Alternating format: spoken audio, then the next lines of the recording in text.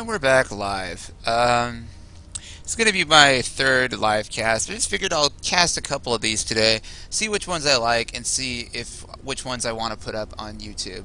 Because I figure with this format, it's actually a lot easier for me to do this because I don't have to, up until this point, up until when I've been using Twitch, I've had to make the files, make each game with fraps, and then compress the files down using virtual dub, and then upload them directly to YouTube from there. And the whole process took about, maybe, depending on how long the game was, it took anywhere between like an hour and sometimes 45 minutes to get each game up on YouTube. So this way is actually a lot easier. So I don't know why I didn't start doing this to begin with, but this will allow me to get out a lot more games with the amount of time that I was able to devote to them before. So I do have a second game for you guys today. I might do a third one. We'll see how I feel.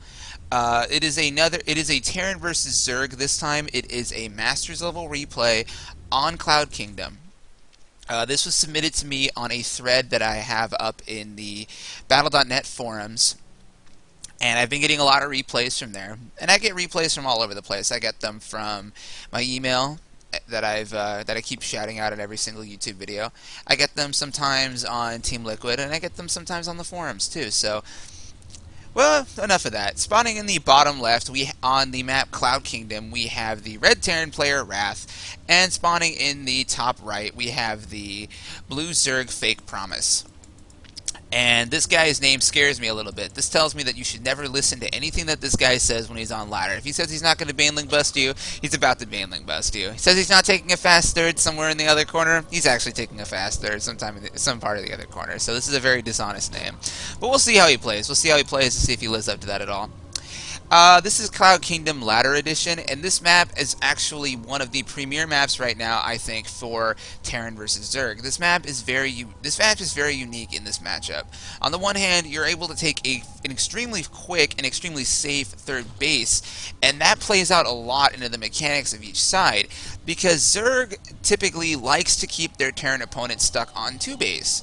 And this map allows the Terran to secure a third base that is very easily defendable if you make it a planetary by either walling off this side or this ramp with supply depots and or bunkers. You're able to hold this base very easily, and the travel distance between the ramp that leads into your natural and the ramp that leads into your third is very, very small. So defending this third base for Terran is very easy, but the same can easily be said for the Zerg. And a lot of what Terran versus Zerg comes down to is how the two sides deal with their opponent's third base. Most Terran timing attacks revolve around timings that would hit the third base as it is building. And most Zerg strategies, the Ling Bling Muta style actually in particular, revolves around making sure that they keep their opponents stuck on 2 or a maximum of 3 base.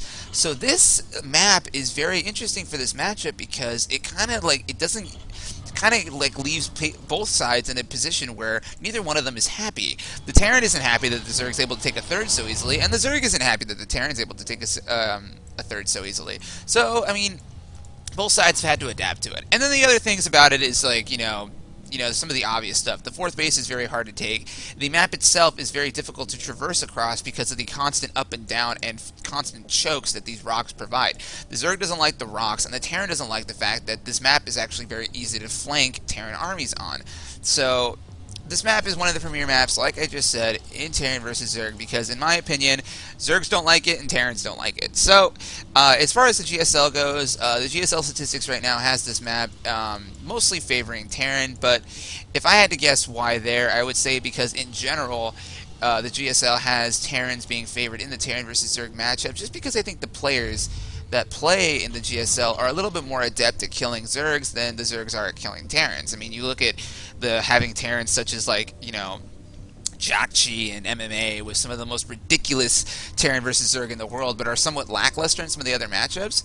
I mean, that's just the way that it is. We've got Terrans that have a lot of, like, a lot of talent, really, at killing Zergs.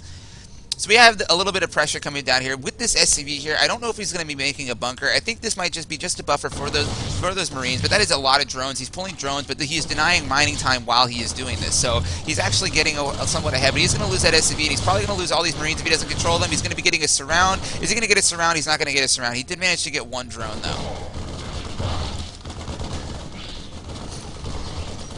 Yeah. Actually, no, he didn't. He didn't manage to get a drone at all, but he did lose 4 Marines and 4 SCVs for that, and he managed to kill 4 Zerglings on top of that. So the Zerg actually came out ahead on that one, because even though the Terran did manage to force Zerglings and managed to prevent mining time by forcing the Zerg to pull drones, the Zerg was able to get out of there without losing a single drone. He lost 4 Zerglings, and the Terran lost an SCV. So that's actually a bigger deal for the Zerg than it is for the Terran, and we have the expansion going down for the Terran player, but with this Hellion that is in production and these Marines, he will be able to chase out those Zerglings very easily. Those Zerglings are about to get speed in a moment, but it's going to be too late for this guy. That Zergling was like, no! Why can't I evolve my wings faster? I want my wings! This Zergling has wings, but I don't think he's actually going to be able to get away either. Nope, he goes down too. Okay, so the Terran has taken control of the Watchtower, and the Zerg, because he knows that his Terran opponent has expanded and is not doing some crazy one-base play, is going for his third base. Now, this is what I meant about the third base from the Terran's perspective. You can't really kill this with Hellions. The Hellions are like this whole side of the map is essentially one big choke. It's very difficult for Hellions to maneuver. You can't really get into the main base either because look how narrow this choke is. And Hellions are not going to be able to deny a hatchery by themselves. You can't really, I mean, look at that.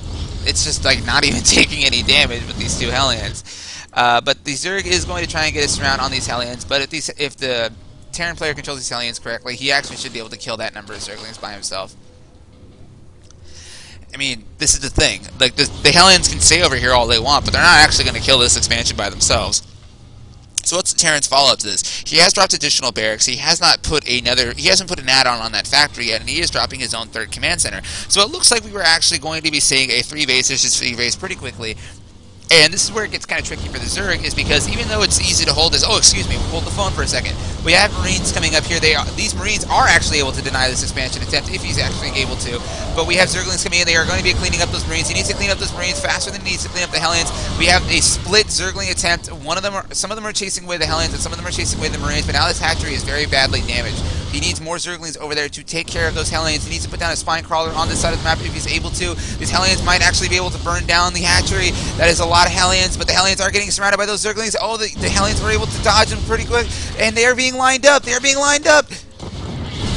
Oh, that is a great position for those Hellions. They're going to be very cost-effective against those Zerglings, but that is just too many Zerglings. Those Hellions are going to go down, and those Hellions are down. That is a lot of Zerglings. Okay, so he wasn't actually able to get this hatchery. He damaged it very much. He needs to go back and make sure that he's able to destroy that at some point later in the game when he's able to do a drop or something like that. But the other big thing about that is that he forced a lot of lings in that attack. So the Zerg opponent could be higher up in his drone count right now, but he's not going to be able to because he had to make all those Zerglings. These supply depots with those Marines are going to make all of those Zerglings useless. He doesn't have a Baneling nest down, so he can't just bust through that. What is this? This is a Baneling nest, so he is going to try and bust through this.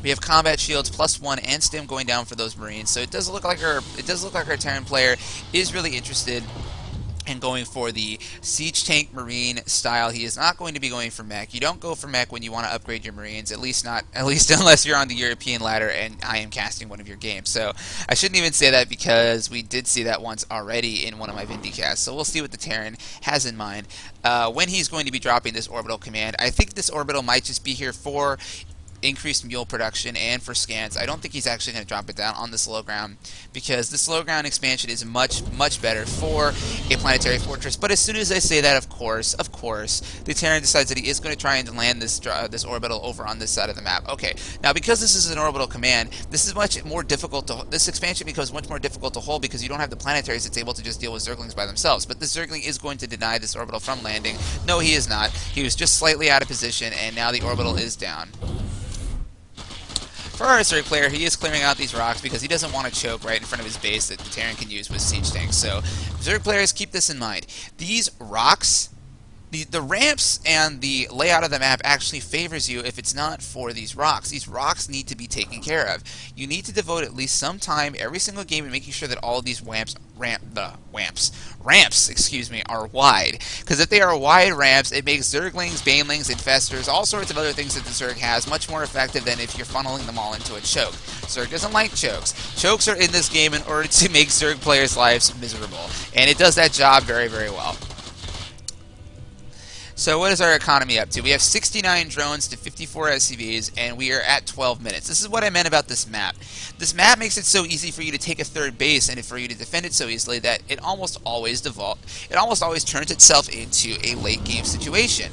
So how is our Terran player going to be able to deal with the tech that our Zerg opponent is eventually going to be reaching? He does not have his Hive yet. He hasn't even started it yet, but he does have Baneling Speed almost finished and Pathogen Glands almost finished. So he's going to have both tech paths available to him that are going to be able to deny this very heavy Marine play that his opponent is doing. He is up at 1-1. He is starting his 2-2 on his Zerglings and his Banelings, but he has not gone for any tech other than Infestors right now. So this is really just Infestors, Zerglings, and Banelings, and without any sort of Mutalisks. On this map, specifically this map, Siege Shanks are actually going to be very good if they are deployed and positioned correctly, but it is positioning those Siege Shanks correctly that is quite difficult for most Terran players to do. Okay, we do have a drop coming down at the natural base of our Zerg opponent. He does have 2 Spine Crawlers being made, but he's not going to get those up in time. But that fungal growth with those Zerglings is probably going to deny this drop, but he is able to get out with all those Marines, but the Medevac is going to go down to that fungal growth, so that drop is denied. He did only manage to kill 1 Spine Crawler. He has not killed very many drones. We have another attack coming down over on this side. I almost missed this drop. This drop did manage to kill a few workers over on this side. He is utilizing the high ground advantage for that drop. He is going to be able to pick back up again, but he needs to get out of there before the fungal growth can come up. He does. That Medevac is able to get out of there scot-free with her injured cargo, which she's going to probably try and drop down here again. I don't think that's a good idea. These Infestors are very close. If he manages to get a fungal growth on that drop, he will be able to deny it. But we have an attack coming over on this side of the map as well. This Terran player is doing very good with his multitasking. The drop is managing to kill all those drones over at that expansion. He will be able to deny that base while we have an army coming up into the natural base. There isn't much that can really stop this drop right now. We have Marines that are in the natural base. He will be able to get this hatchery if he focus fires it. Those Infestors are slightly out of position. They are almost there. He needs to get those Infestors down there to deny those Marines. He does. Those fungal growths are going to be able to take care of all those Marines, but he has taken a lot of damage in this attack. A lot of damage has been dealt to our Zerg player in this attack. He has been whittled down to a paltry 65 drones, which is still a very good number, but he lost a lot of drones at this expansion, and this expansion was denied.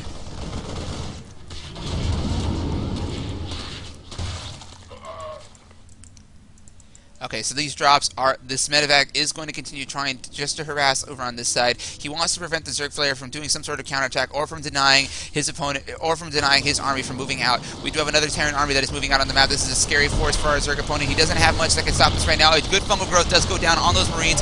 We have Infestors that are flanking the Siege Shank, but that Siege Shank is going to kill those Infestors pretty easily. He cannot afford to lose Infestors right now. So that attack is cleaned up.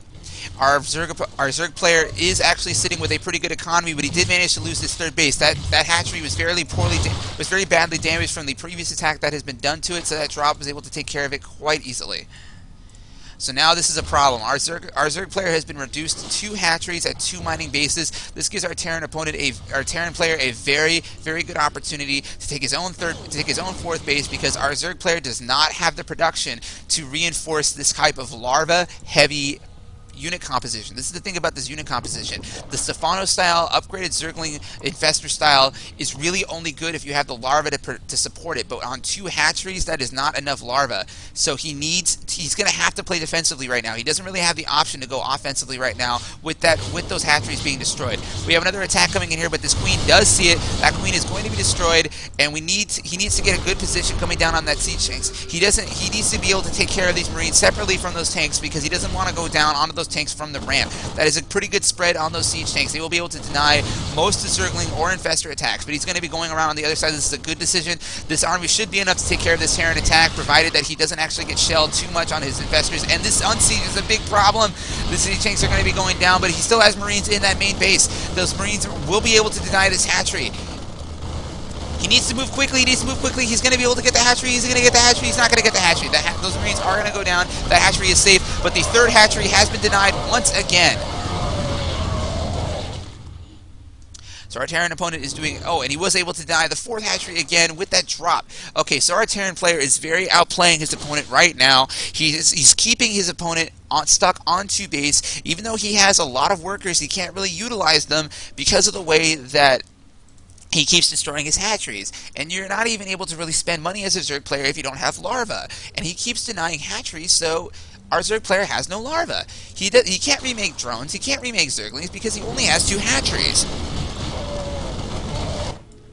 We have another attack from our Terran player coming in here. He's probably going to wait for 3-3 or additional reinforcements, or he's just going to move out. He's keeping the pressure on his opponent. He's not allowing him to reestablish these 2 bases. Our Zerg player really needs to make a macro hatchery in his base, but he's actually now low on money. His main base is mined out. He only has minerals that he's able to produce over here, and that hatchery did just go down. This is a big problem. I think with the destruction of that hatchery, that might sink, or any attempt our Zerg player might have to come back into this game. Even though this army is being destroyed, the destruction of that hatchery at his only mining base is really going to hurt his economy. He's not going to have the economy he needs to really put himself into a position where he's able to make hive units.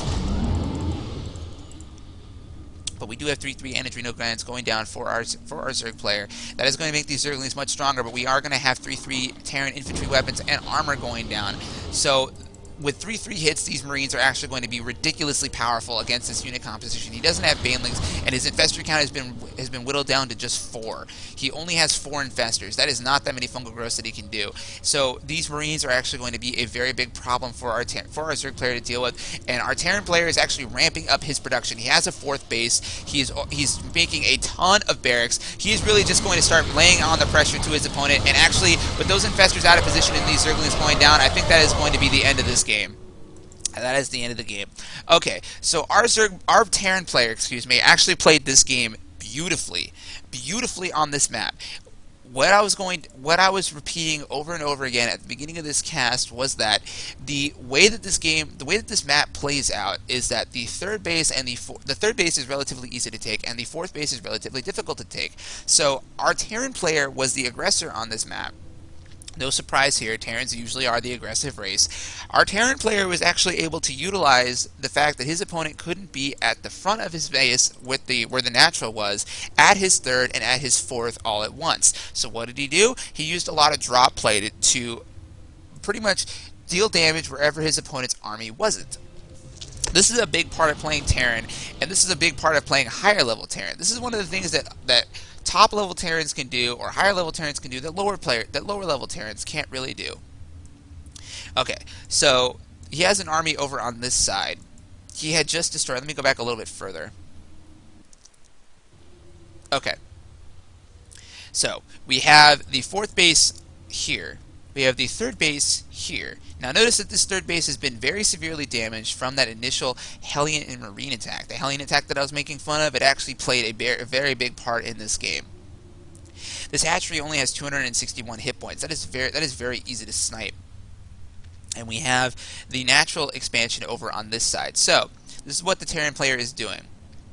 Pay attention, Terrans. You need to learn how to do this, because this is how you're going to beat Zergs on this map. The Terran is moving out, and he's rallying together his army on this side, but he is using this drop to make sure that the Zerg army is over on this side. So the Terran sees that the Zerg is on this side. He sees the Banelings over here, he sees the Zerglings over here. His drop is pretty much exposed, it's pretty much revealed to him the entirety of his Zerg opponent's location. Now the Zerg does see this army approaching because he has this watchtower.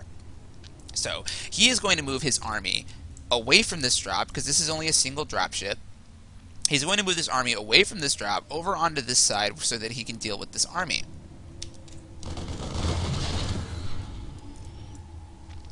So as soon as the Zerg player moves his army away, the Terran drops. He's going to drop on this base. He could kill drones, or he can kill the hatchery. It doesn't really matter, because the Zerg is not focused on that right now. The Zerg, if you look at his camera, is focused on this army, because this army is so much bigger. This army is a much bigger threat, but really, both of these are a big threat. He can't afford to lose this hatchery right now. His opponent is on 3 base. You need to be ahead of your opponent in bases if you're the Zerg player. So he cannot afford to lose his hatchery, and he obviously can't afford to lose his natural base to this army. So he goes down here. He does manage to clean up this attack. But while all this is going down, the Terran is just killing a ton of drones over at the Zerg's base, and he decides that he's going to start focus firing the hatchery.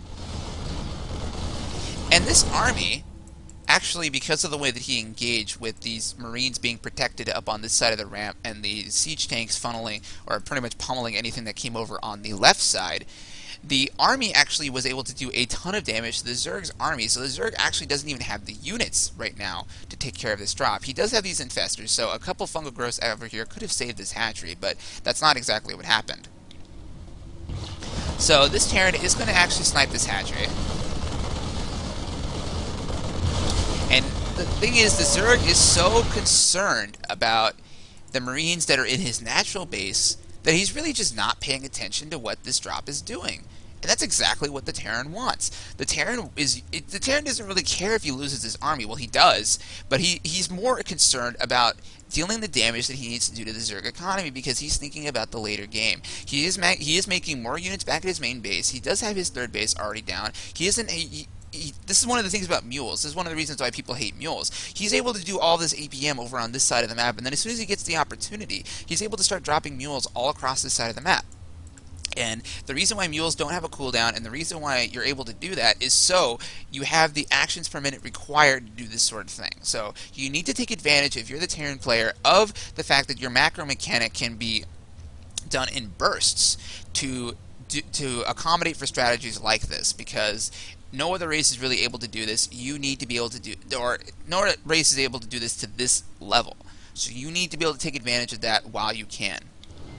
So this dropship, after successfully clearing out this fourth base, he knows that this base has been damaged. He's going to unload his Marines over on this side. The Zerg is just finishing taking care of this base. These Marines are going to stim in. In a moment, he's going to see how many hit points this hatchery has. Where is he? Okay, so he doesn't kill this expansion just yet, but he was able to kill this one. And so, look at what he's doing. Look at what this Terran's doing. He's using the drop. He's forcing his Zerg opponent out of position by forcing all of his lings, all of his infestors over on this side. As he's doing that, he's moving his main army back up into the natural. He doesn't have control of the watchtower this time. He doesn't see this army coming. He doesn't see the army coming until it reaches his creep. And now he panics. Look, now he panics. Now his entire army is moving back over on this side. And while that's going on, the Terran is... Look, he uses a shift command to move this dropship back over here. He's going to land behind these mineral patches, and he's going to snipe this hatchery. So look, the entire Zerg army is moved over here to deal with this. And the Terran just drops casually in this base. He starts focus firing the hatchery.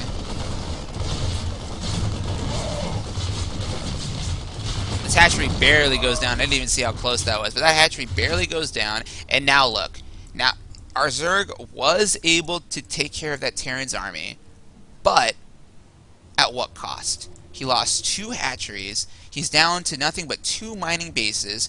He does have 66 drones, but what are you going to do with 66 drones if you don't have the hatcheries to actually have those resources being produced to? And what are you going to do with all this money if you don't have the larva to spend it? So, here's what I think the Zerg could have done better throughout this matchup. Here's the thing about the Stefano-style Zergling Infestor play. It's a good build, don't get me wrong. It's a good unit composition, but its core weakness is for people that keep it all together like this. This Zerg had 2 control groups. 2 control groups, one for Zerglings, one for Infestors, and the entire time, whenever he was moving his army, he would move it all together. You can't do that if you're going to use this unit composition, because this unit composition is not good at killing Marines if they're able to land. If they're able to land like he was doing the entire time. You need to use these Zerglings to kill the Marines as they're landing. That's how you take care of drops with this unit composition. You need to have just as good of multitasking as your Terran opponent if you're going to do this. Otherwise, you need to stick to Mutalisks. You need to stick to Mutalisks because Mutalisks are actually able to deny drops all by themselves. And this is the thing, like, this style works. It really does work, but our Terran played him beautifully, knowing what style he was going for. He multitasked him to death. And you can do that against this style much easier than you can do it against Mutalisks, because once Mutalisks are out on the map, it becomes so much more difficult, so much more dangerous to move medevacs around. Terrans know this. They know that if you catch their medevac out with Mutalisks, there is nothing that they can do to save it. If you're against this style, though, all you got to do is pick up. This medevac dropped 3 times. 4 times, actually. She dropped once initially over here, picked up, went away, came back, dropped, killed this hatchery, picked up, went over here, dropped, picked up, and came back over here and dropped again to snipe this hatchery. You can do that against this style. As long as you avoid the infestors, you can keep these medevacs and those marines alive as long as you want. You can't do that if there's mutas out on the map.